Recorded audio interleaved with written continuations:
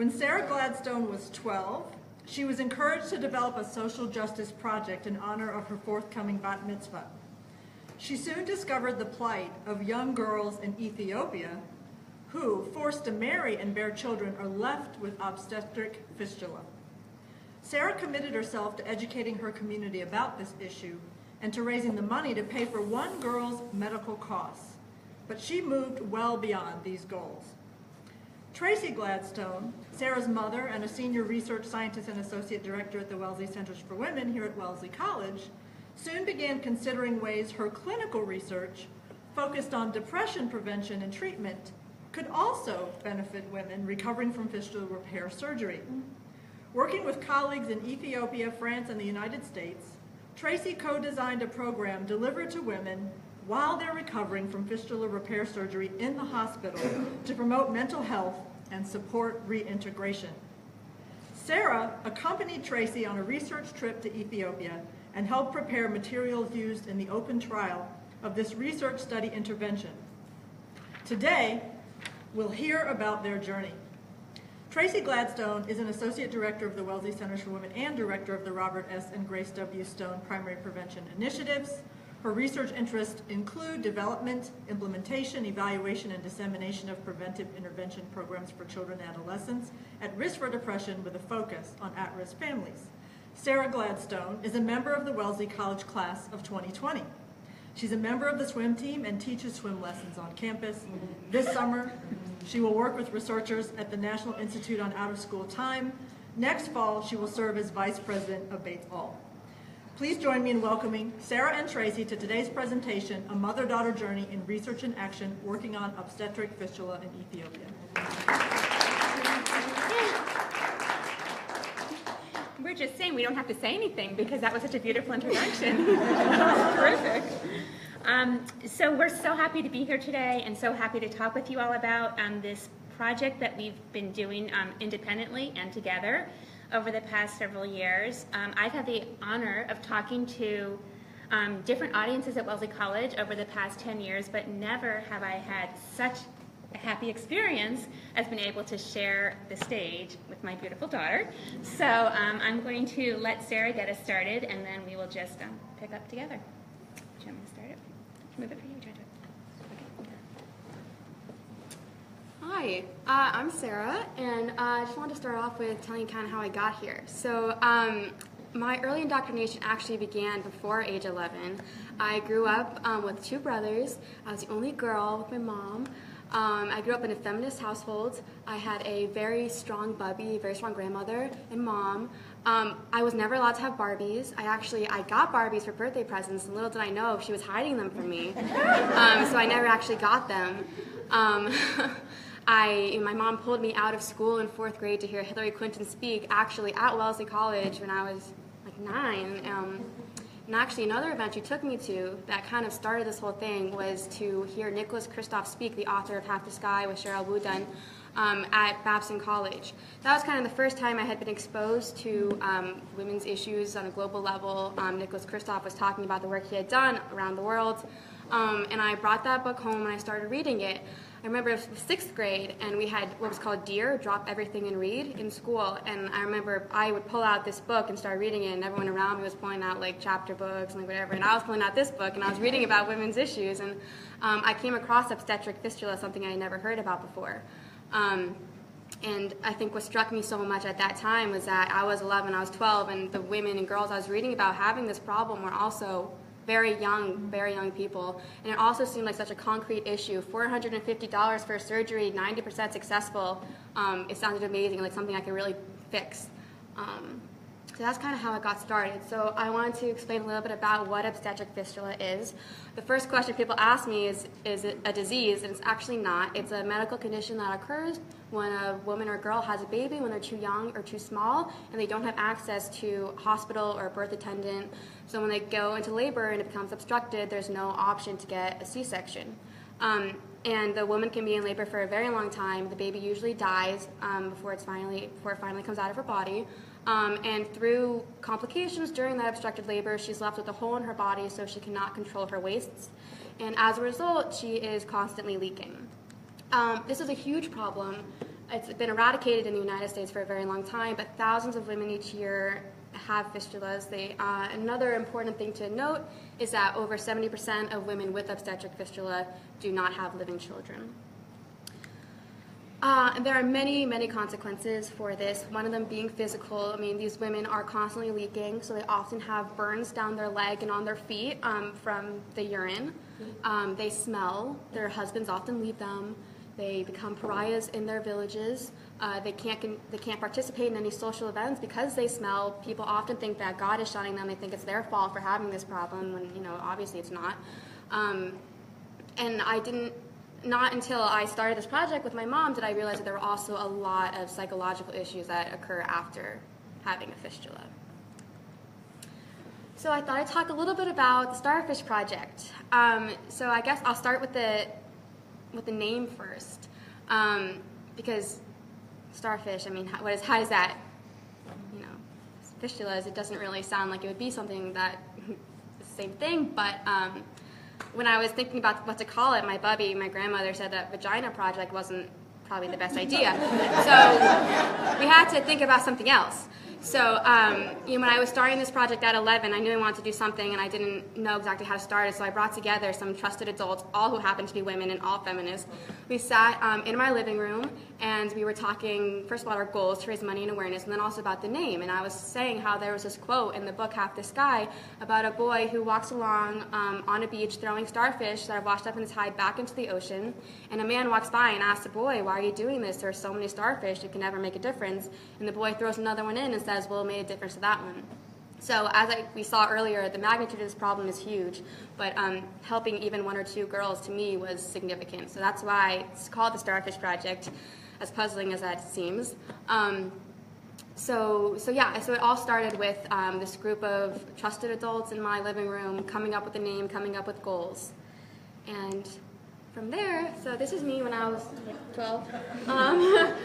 These are our bracelets. That's how we decided to get money. So we didn't feel comfortable just asking people for money, so I decided to make jewelry, because at that time, and still now, making jewelry is a lot of fun. So the really cool thing about these bracelets is that the beads that make them we get them through a fair trade organization, we get them through a nonprofit, and they get those beads from women in Cambodia who hand make them. And so by buying them from Cambodia, we help microfinance their business, and then we use those beads to make into these bracelets that we sell for $20. On each bracelet is a starfish charm and a tag that gives the starfish quote, so people kind of get why it's called Starfish Project, and gives an explanation of what the problem is, so that we're also raising awareness with each bracelet that we sell. So, yeah. So some next steps. So when I started doing this project, again, it was kind of hard to get a good cohort of people to help me out my age, because 12-year-olds weren't really talking about vaginas at that time. So that was kind of tricky. So we kind of started off together trying to sell these bracelets at craft fairs, which we learned did not work. There was actually one time that we went to a craft fair and someone stole a bracelet. So we lost some money off that. So that didn't work. And it wasn't until leading up to my bat mitzvah, we had an event before my bat mitzvah at my temple that I had a speaker come, and she talked about the work that she did to actually go to some remote villages in developing countries and actually perform these surgeries. So she came and spoke, and it wasn't until I started talking about the problem that we were actually able to get a lot of support. And we were talking after about why the craft fairs didn't work, and we think it was because people won't buy $20 for just a bracelet, but they'll spend $20 for the story and what it means, which we couldn't really talk about at craft fairs. And at this event, at my temple, people were saying $450, that's all it takes? I'll write you a check right now for $450. And so I was getting a lot of support, a lot of money at that event, which was huge. In addition, on every invitation that we sent out for my bat mitzvah, there was an explanation about obstetric fistula so that people could learn about it. When I got to high school, I started a club. We had to figure out a few things, because I found out that high school students didn't really have $20 in their pockets just to buy a bracelet. So we were working on trying to find other pieces of jewelry that we could make that would be less money. So we had to sell the bracelets for $20 because the beads themselves were kind of expensive, and I had to pay my parents back for buying them. So I had to also make money off of the bracelets. So we had to sell them for $20, but high school students didn't have the $20, so we experimented with making like earrings that had fewer beads on them, and that worked a little bit. We sold them outside the cafeteria. I got up in front of the school during club fairs to try to get more people to join. That was really great. My freshman year of high school, we had another big event where we had different speakers come. I had my swim coach come, as today, to support me. I had some teachers come to support me, and we got a lot of money again, and we educated a lot of people about it, which was really wonderful. Then my senior year of high school, I went to Copenhagen, Denmark, where I went to the Women Deliver conference, which was really amazing. It kind of brought everything kind of together. It was not just about obstetric fistula, it was about women's global issues around the world, and that was really wonderful also to experience. Okay, my turn. So, as I helped Sarah over time work on this project, I started to do a little poking around myself into the literature, because I felt like while raising money and awareness about this problem was fabulous, that maybe there was a little more complexity that we were missing. And in part, I think my background in depression to prevention and in trauma told me that there was something more to it. And when I think about the jumping off point to this part of my work from Sarah, I think about this quote that Kathy told me one time over lunch. We were talking about actually how my younger son had inspired my love for ice hockey. And Kathy said to me, one of the most wonderful things about having children is that they expose you to new things that you otherwise might never have experienced. And that has stuck with me over the years, and I think about that often as I think about this, because this project that I did really is all, Sarah really inspired it. And, yes, it was a jumping off point. It moved in a bit of a different direction, but it was a jumping off point. So I started to look at the literature on obstetric fistula, because I couldn't really believe that you could pay $450, help a woman with surgery, and fix her. I just knew the way things worked. You can't just fix somebody by fixing the medical problems. So I started to look up the literature, and while there's not much literature on the psychological concomitants of obstetric fistula, there was enough out there to tell me that depression and symptoms of PTSD are very common among women with fistula, that even after successful treatment, a lot of women suffer from long-term psychological consequences. It's difficult to rejoin their communities, and that most of the work in this area has focused on the physical consequences of fistula and not the psychological ones. I started this in Ethiopia because honestly, that's kind of where Sarah started. Sarah had read about women in Ethiopia from Half the Sky, and so I said Ethiopia. I looked for information about Ethiopia, and really you can see from this slide that a lot of women in Ethiopia are not literate. There's a lot of people living in poverty there. It gives you a sense that the average woman is having about 5 children. I also looked at the literature on women in Ethiopia and what it was like to be a woman there, because really if I'm going to do work there, I need to understand the cultural what's going on there culturally, and I learned a lot about early marriage. So even though the legal age of marriage in Ethiopia is 18, most girls are getting married at 15. The husband is the head of the family. Women are expected to have children. The role of women is to have children, and this is not old. This is now. Okay, so you can see the reference in the bottom, and it's not old. So this is still the situation there now. We think of some of these things as kind of early America, but this is actually still the situation in Ethiopia, and that women really don't have a lot of power if they don't have children. And also you can see that very few women have a skilled birth attendant when they are having children. So that's, as Sarah explained, that's why this problem still happens.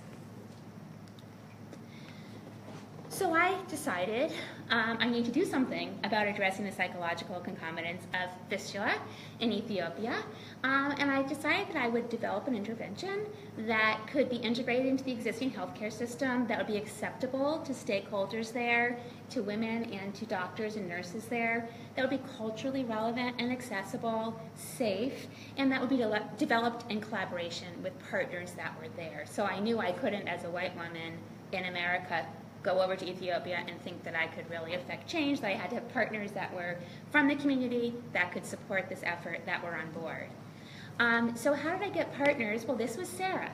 So the Fistula Foundation is where Sarah donated all of the money that she raised, and believe it or not, when she was 13, 14, she was a huge donor to the Fistula Foundation. So she raised over $10,000 for this cause, and there's not a lot of people who give $10,000 to the Fistula Foundation. So when I sent an email to the executive director of the Fistula Foundation and said, Sarah is my daughter, she called me back. Crazy, right? That was really awesome. And she connected me with other people. So she connected me with the head of the Women in Health Alliance International, WAHA, which is out of Paris, and also with Dr. Mulu Muleta, who is one of the foremost fistula surgeons in Ethiopia and the countrywide director of WAHA. And she actually runs the 3 different fistula clinics that WAHA supports in Ethiopia, and she performs surgeries.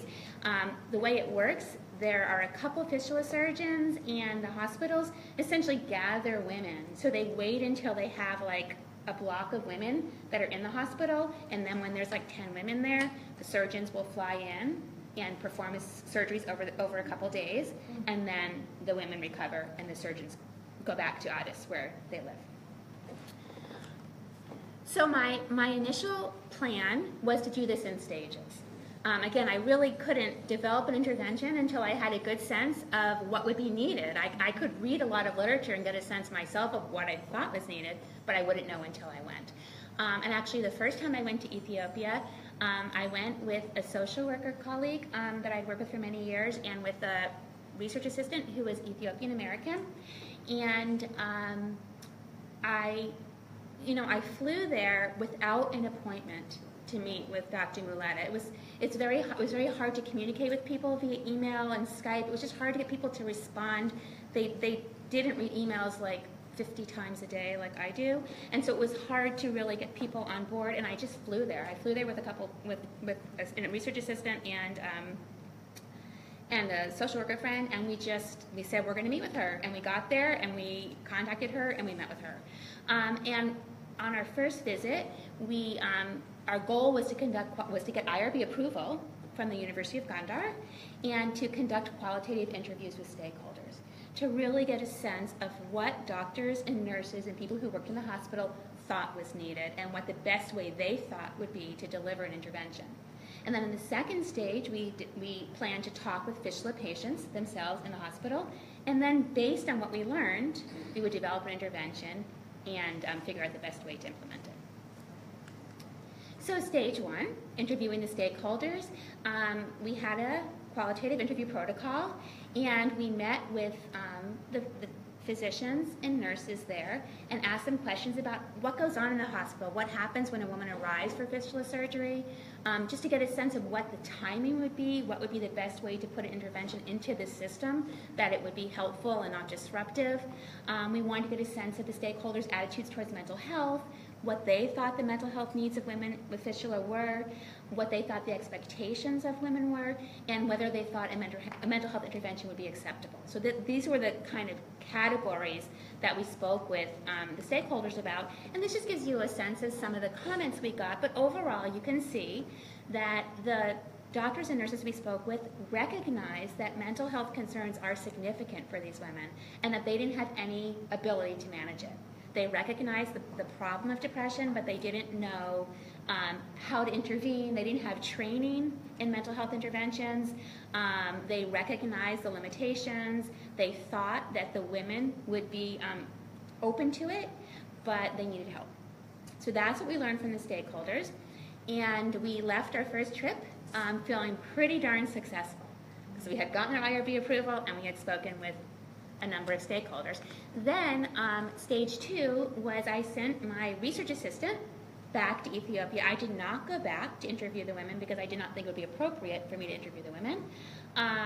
And so she went, and though she speaks Amharic, she grew, and she spent her early years in Ethiopia. She's now very American, very cosmopolitan, and the women were not comfortable speaking with her themselves. So a nurse that they felt a connection to joined her, and together she and the nurse conducted interviews with all of the women who were in the hospital at that time. There were about 10 women, because that's generally what there can be a group of 10 women. So she interviewed them about their knowledge about fistula, what they knew about the physical problem, what kind of social supports they had, how they coped with this problem, what their expectations were for surgery, and if they would be open to mental health treatment. And this gives you a sense of what some of their words were. I'm sorry, it's a little bit small. But basically, they talked about the coping skills they used. They didn't have terrific coping skills. Some of them talked to family and friends, which was good. A lot of women talked about how they had lost their husbands had left them. And they were definitely open to learning some skills to manage their sadness. So this was all very good. So now we had information about how the hospital works, how an intervention might fit in to the system, to the system that they had there. And what was clear was that the women, as I said, they gather a group of women, they do all the surgeries at once, and then the women are there for a period of 2 weeks before they go back to their villages. And they're there for 2 weeks because they're recovering from surgery. They're not feeling very sick. And the nurses they don't need a lot of medical care, but they stay because they have a catheter to see if the surgery works. And so it seemed to me that there is this captive audience of women in the hospital, a dozen women at a time, 10, 12 women at a time, that are, why not use the time? They're really not doing a heck of a lot for 2 weeks. The nurses aren't doing a heck of a lot for 2 weeks, and this seems like a good opportunity for an intervention. I used a lot of what I knew, just other depression prevention and treatment programs that I've worked with in my own work, and my colleague Ana Guerra, who is a psychologist as well. She's done a lot of international work with different interventions like the ones I've listed up here. So we both had a lot of experience with different intervention protocols for depression prevention. Of course, we reviewed the literature. We consulted with our collaborators in Ethiopia, with Dr. Muleta and others there. We consulted with Wellesley students from Ethiopia. So there were a couple students who I had learned of through networks, and they gave me some information. And with all of this, we developed the COFFEE intervention. And COFFEE stands for CBT, that's Cognitive Behavioral Therapy, with obstetric fistula for education and empowerment. It was not easy to come up with that. We did it actually in the airport, flying back after training the nurses, trying to think of everything we could do, because we liked the idea of coffee. Why coffee? Because coffee is a huge part of culture in Ethiopia. It's a primary export, but it's also the coffee ceremony is really a very big part of sort of daily life in Ethiopia. When we were there training nurses, in the middle of training, somebody would come in and put out china cups of coffee on a low table. You can see that picture there. They put reeds out. For those of us who don't drink coffee, it was not easy to get that thick, bitter liquid down, but we tried because it really is just a big part, and so it felt like an appropriate name for the intervention. So we used, this is classic trauma-informed cognitive behavioral therapy. And this just gives you a sense of what the sessions were, what each module was about, and I'm going to walk you through some and show you some examples of what we talked about. And this just gives you a sense of some of the features. So because the women were illiterate, which we expected, we were trying to think of ways to teach skills and help them to remember the skills that we taught, because we couldn't send them home with a manual to read or worksheets to read because we knew they couldn't read them. And so Ana had done, my colleague Ana had done some work with other populations internationally that also were not literate, and she had some really great ideas, and a lot of these ideas were hers.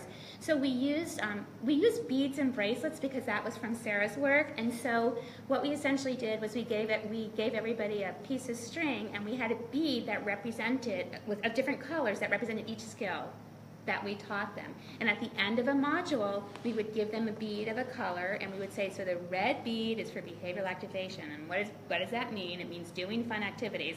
And every time we gave them a bead, we would review all of the beads. And by the time they left, they would know what all the skills were.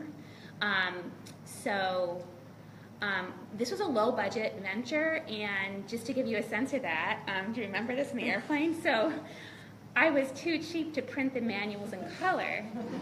So as we were flying over to Ethiopia, I had colored pencils, and we were coloring the headings of each module to match the color of the beads because we wanted to carry those colors through. We also tried to use relevant examples, things that we had learned from our reading about Ethiopia, to make sure that our examples were things that would resonate with the women. We tried to make it interactive and to focus on group process. Okay? So this just gives you a sense. I just wanted you to see what the fistula training center in Gondar looks like. It was quite lovely. I wasn't allowed to take pictures there, which makes sense, but they let me take a picture of one of the empty spaces, so that's why there's nobody there. There were a lot of people there, just not in my picture. So this was the day that this was kind of our training group. So we trained 5 nurses, and we viewed the manual that we brought with us as a work in progress. So we knew we were going to make a lot of changes. What our plan was, and what we ended up doing, was over the course of a week, we trained these 5 nurses and Dr. Muleta and another gynecologist on the unit in this intervention program, and we tweaked things based on their experiences and what they knew about the women, what they knew about what would be acceptable, what kind of examples would be appropriate. So when we arrived with manuals that we had translated into Amharic and colored in colored pencil, we knew we were going to redo them. So we basically sat in this group room over the course of the week with these 5 nurses who we grew to know and love. Their English was fabulous, much better than my Amharic. They actually, all of their nursing classes are in English in the university, so they could understand us pretty well, but we had a translator. So Sega, who was my research assistant, and then we also had another translator, so we had 2 translators taking turns, and Ann and I took turns essentially viewing the nurses as the group. So doing with the nurses what we were training them to do with groups of women once we left. You can see that little inset of Sarah. Sarah often was at the table with us, and sometimes she was not. And there she was not. Okay. So this just gives you a sense of what some of the sessions looked like. So this first one, in this introduction section, we tried to be very active. We tried to have things, get the nurses out of their chairs, and that's what we would want the nurses to be doing with the women they were working with. And so this is just the first, we did this exercise to show how we're all connected. So we passed a ball of yarn around, and everybody held a piece of it, and we put the manual in the center, and it was just sort of to create that group process piece. And then we actually cut pieces of that string, and that made the bracelets. And when we left the nurses. Each nurse had a ball of string and beads for their bracelets, so they could do the same thing with the women. This just gives you a sense of what sort of basic cognitive behavioral, some basic techniques that you use in cognitive behavioral therapy. We taught the nurses to do this with the women, and essentially we taught the nurses. First, we taught them what a mood thermometer was, how to do mood ratings. So, and then we had them, we used this triangle and to show them the connection between thoughts and feelings and behaviors. So we made up a situation. So say you see a friend across the field and you shout and wave and say hello, and she ignores you and walks away. What would you think? Well, if you think she's mad at me, how would that make you feel? So what feeling would you have? I'd be sad. On a scale of 1 to 10, what would that be? A 9. I would be angry on a scale of 1 to 10, a 4. So those are a couple feelings that people would have, and that was the balances, what the ratings would be. And then what behavior would that lead to? Well, you just keep walking. You're feeling bad, you just keep walking. So then suppose you rethought this situation, and you thought, well, she must be really busy and didn't hear me, or she must be too far away and didn't hear me. How would that make you feel? Well, now I don't really feel very sad. I only feel sad at a 2. I don't feel angry at all. I really feel okay. And what behavior would that lead you to do? It would lead you to walk over to the friend and say hello again, so maybe she would hear you. So this is just sort of the basic principles that we taught. We taught the nurses these principles, and we taught the nurses to teach the women. And it took many examples. We went through many different examples. We did problem solving. We taught problem solving. So we basically talked about the steps of problem solving, defining the problem, making a list of possible solutions, writing the pros and cons of each solution, picking one to try, and then evaluating the solution. If it doesn't work, trying something else. So in this case, the example was, how do you move a water bottle from a bench to the other side of the room? From one bench to the other bench. So Abibet is the nurse there, and we had made a list of possible ways to do it. And here she's trying with a bottle between her arms, because you can't use your hands. How are you going to get it? Use it between her elbows, and that one worked. She had tried, somebody else had tried to kick the bottle across the room, but of course they didn't get onto the bench. So we tried different ways. So it was sort of active and fun. This is a behavioral activation session. So behavioral activation is really activity scheduling, and we really wanted to show people how doing something fun, even for a few minutes, can really make you feel better. This seems really very basic, but it actually is really a huge part of helping people manage depression. So in this case, we taught them the chicken dance.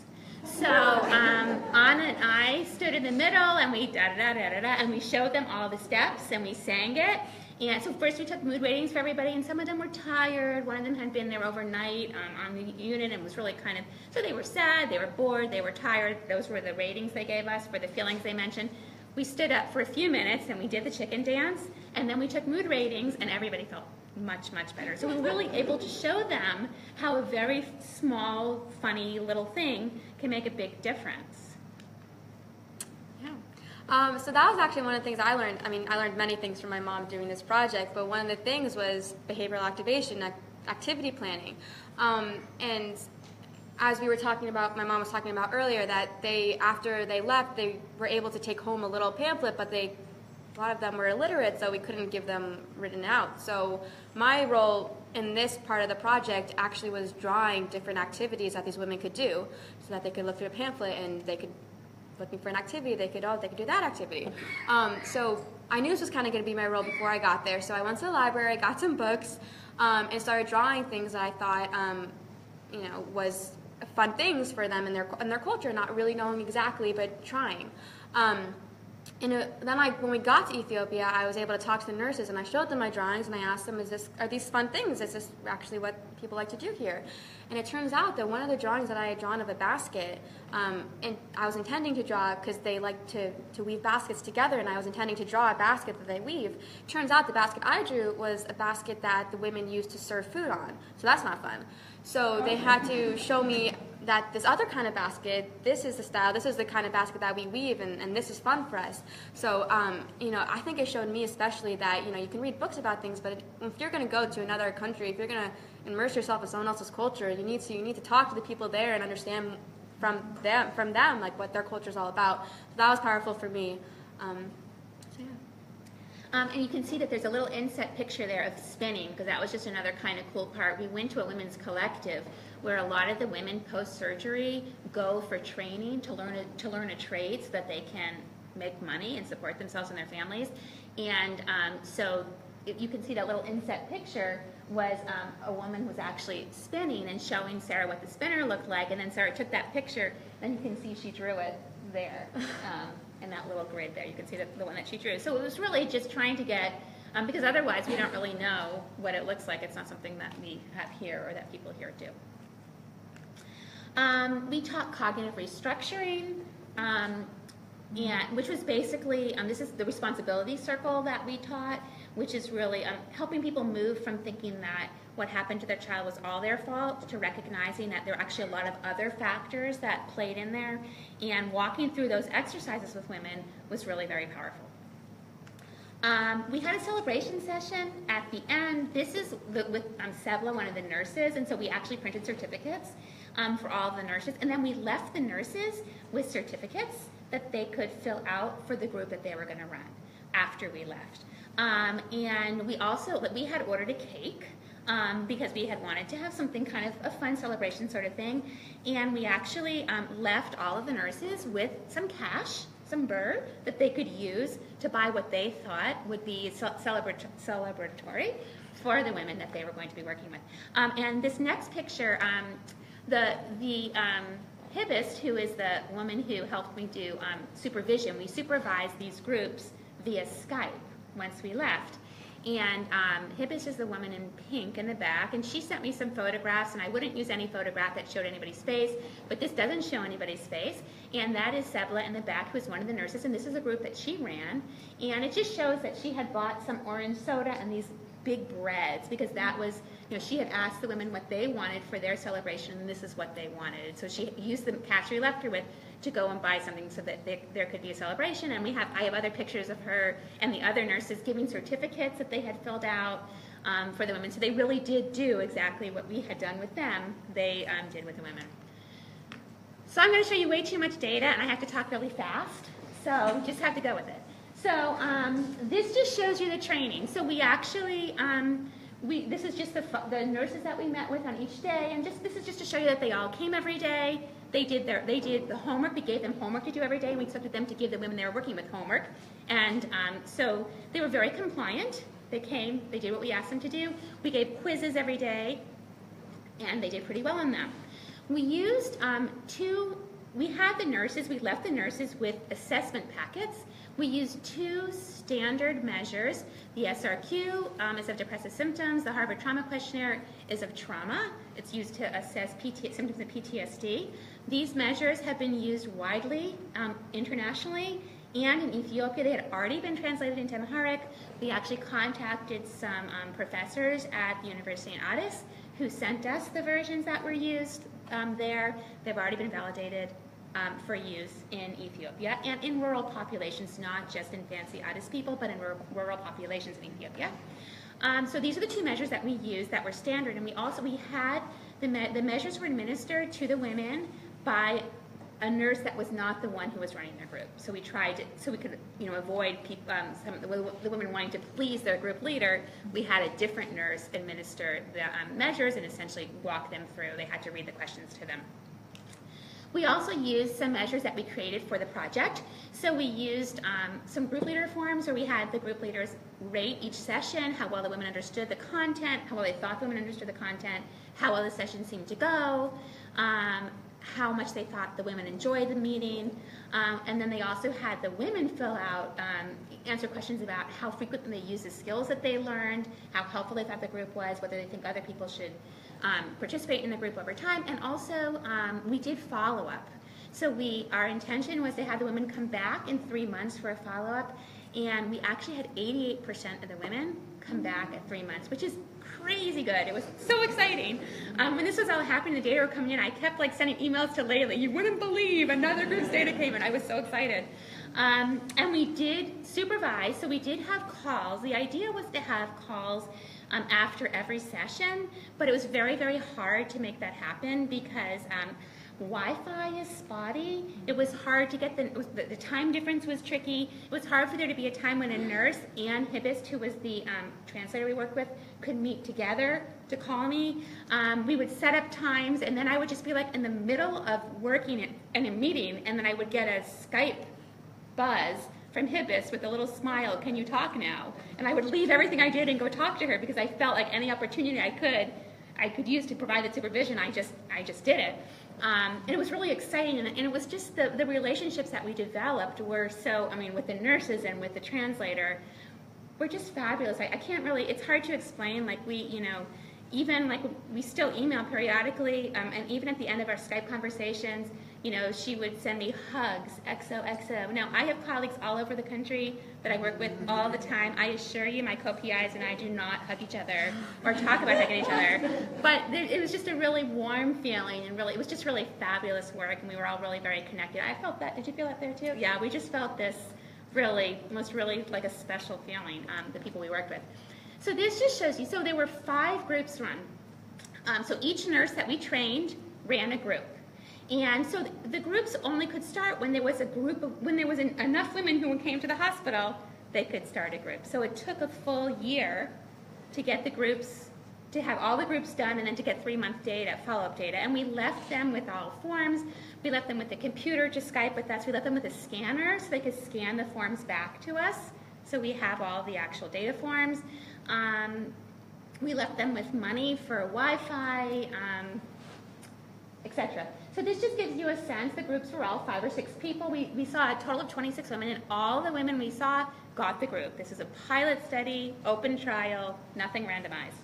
And you can see the average age of the women, about 26 across the groups, and the average length of fistula, it's a few years.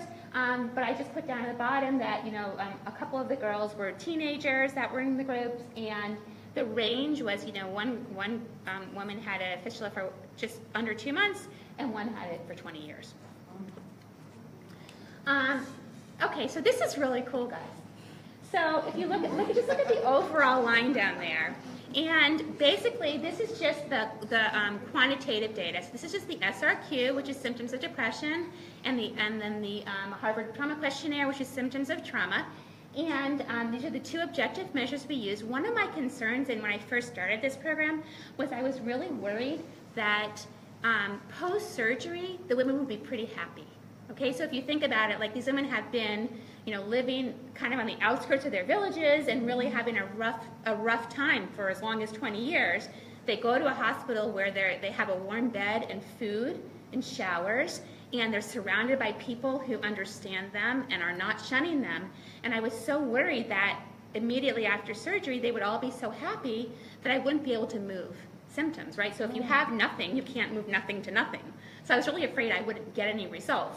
But actually, if you look at the for the SRQ, I don't know if you remember, but from the previous slide, 7 and above suggests significant symptoms of depression. So if you look overall, they had over 12, almost 12 and a half. So they had elevated symptoms of depression post-surgery, even though they had, imagine if they hadn't had the surgery, how much depression they would be experiencing if their symptoms were so high following surgery. And you can see that the trauma was 2.1, so 2 is a cutoff.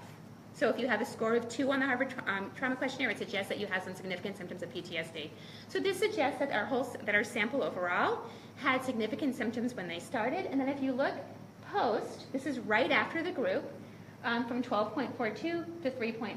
That was a significant difference in symptoms of depression, and it actually went down significantly further at 3 months. And if you look at and certainly to below a significant level. If you look at the Harvard Trauma Questionnaire, started at 2.1, which suggests symptoms of PTSD.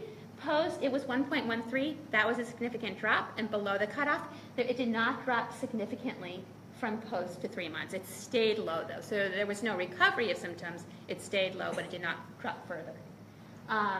That's pretty cool. Okay, I think that's pretty cool. Overall ratings from the group leaders. So these are the nurses down the left. And this just shows the ratings for the modules. We had them rate modules on a 10-point scale on how they thought how well they thought the modules went. And overall, they thought it went really well. Sebla had some trouble with her first sessions. So you could see that she rated them as 5. And she wants to make us happy. So she must have had really a hard time in those first sessions. And I think that some of it was that she learned things through supervision that helped her to find the sessions easier to conduct over time, and she was able to share it with her colleagues so that they had an easier time on their early sessions. Oh dear. Oh. Whoopsie.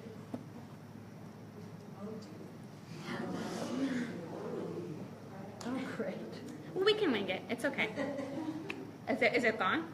It's restarting. Okay. All right. I'll just wing it. Okay. So the group leaders on the whole really, they enjoyed doing the program. They thought that the women were able to understand the sessions. They did tell us that the sessions took a very long time. So sometimes they would do them over a couple hours. It wasn't like, we spent a day almost on each module. We did 2 modules in a day. It took them a long time to do the modules. It took them a long time and a lot of examples to communicate the different techniques, but they really did feel like women understood the techniques. And the next slide you're not seeing, ratings of the women. The women made ratings of how much they liked the program, how much they liked being in a group. They loved the groups. And in fact, one of the nurses told me on a supervision call that they actually had to take the group. They used this room generally where we did the training, but they actually took the group to the bedside of one of the women one time because she was having some health problems that day, but she just would not miss the group. So they all went to her bedside to have the group. So there was a real community sense. The women really, really loved the groups. And one of the other things that you're not seeing is that we asked the women if they used skills once they left, over the time they left, once they left the hospital, and they told us how many times a week. We asked, how many times a week do you use each of these skills, and how many times a week do you wear the bracelet that they brought home with them? And the women were wearing the bracelet several times a week and using the skills. You have to trust me. So that was very exciting. The feedback from the group was really, it was really fabulous, and just the whole experience of working with the nurses and getting to know them, and then hearing them tell stories about the women that they were working with, and sort of using these skills we taught them for women who were recovering from surgery was just a really a very, very exciting experience. I have pictures that you're not seeing of my colleagues who came over and helped me. It really was a group effort, so I can't say that this was just me. And then next steps. So I have a slide about next steps. I recently presented this project at the Global Consortium for Depression Prevention meeting in Palo Alto. It was the first time I had actually really presented the data, and it was extremely well received. And one of the really interesting things that we talked about at that meeting was sort of the push-pull between, like from a real research sense, the next step should be a randomized controlled trial. We should spend $1 million, and we should train nurses in half of the fistula clinics in Ethiopia to do the intervention, and half not to do the intervention, not do anything with the other half. Right. And then, and then have people, monitoring how this is all going, and see if the women who get the group do better than the women who don't get the group. So finding $1 million to do that is a real challenge. Right now, things in Ethiopia are really bad politically. And one of the things that was suggested to me at this Global Consortium meeting was that sometimes you just don't have to do that. That in certain situations, and sometimes there's different forms of implementation science. So I've been exploring that, kind of looking for different avenues to do something with this that isn't really the way I was raised. I was raised to do research sequentially, and thinking that maybe to spend $1 million on this when we certainly have evidence that nobody was hurt by this. Nobody's scores got worse on anything, and there's an evidence base to the intervention itself. These intervention skills, these cognitive behavioral skills, have been used all over the world for many, many years very successfully. So the idea of having to kind of start from scratch just seems like a huge, maybe a mistake. And also just, thinking, just kind of musing about ways to actually, so what about women who have already had surgery but they're back in their villages and aren't doing well? How do you reach those people?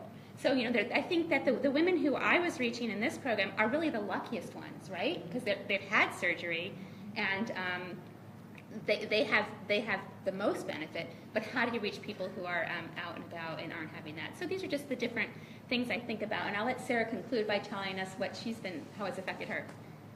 Yeah, so I think one of the biggest things is that it brought me here to Wellesley, where I'm dedicated to empowering myself as a woman, empowering others as women, so that's a huge thing. It's also affected what I hope to study. I'm majoring in psych, and I'm really excited to take my first public health course next semester. And I think one of the biggest things that it's done for me is, as I was mentioning before about when I first started this project, when I was reading it at 12, and it seemed like such a concrete issue. That $450, 90% successful, sounded great. And then I think the moment that really solidified it for me was when we were in Ethiopia. I saw a young girl walking on her hands and feet. She had her shoes on her hands. She had her butt stuck in the air, and I thought she was just having fun. I mean, that was an exercise we did at swim practice. We did the bear crawl with our butts in the air, and I thought it was just a fun thing. She was with friends. It turns out I realized that her body was shaped that she couldn't stand up straight, and I think to me that made it seem so much bigger than just obstetric fistula, and it brought the whole concern of healthcare, a healthcare system that doesn't work, and it made the problem so much bigger. It introduced me to the field of public health and my interest in that. So I can't tell you exactly where that's going to take me, what exactly I'm going to do with it, but I'm excited to find out, and I know I'm in exactly the right place to do that. So. Yeah, thank you so much.